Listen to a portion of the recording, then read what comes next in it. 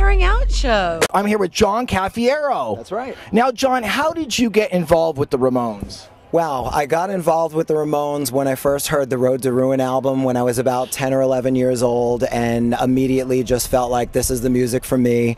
It stuck. It really became a big part of my life and a part of my personality.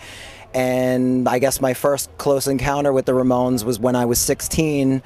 I was driving through, I had just gotten my driver's permit. I was driving through the city. Somebody was holding up a sign that said Ramones. The Animal Boy album had just come out. I got out of the car. I freaked out. I said, "What's going on with the Ramones?"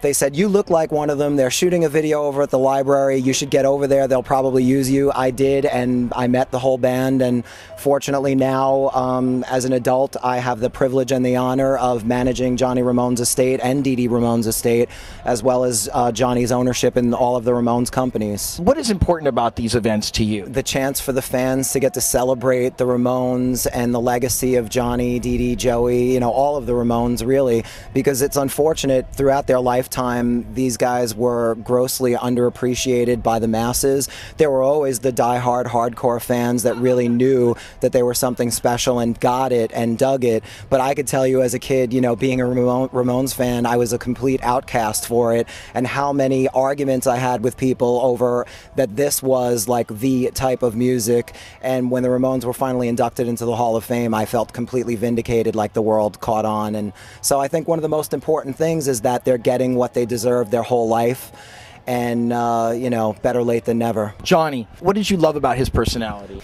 Johnny was like the strict dad that you really, really wanted to accept you and to be proud of you, and you had to work hard for it, and, you know, rightfully so. You know, Johnny was really the guy that was responsible for the Ramones. I mean, they all played their part and they're all equally important, but I truly believe that had it not been for Johnny Ramone and his undying persistence to keep moving forward, it would have never been able to survive and become what it eventually became. Do you still get up every morning, or some mornings, look in the mirror and pinch yourself like, hey, I'm going to go work for the Ramones today? Yeah, absolutely. I mean, I've got to admit that it is truly an honor for me.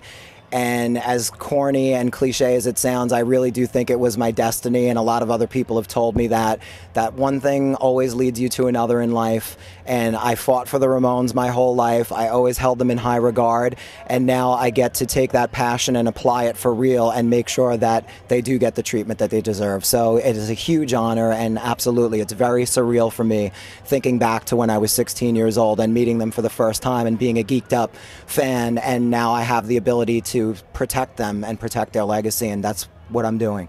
The Blaring Out Show.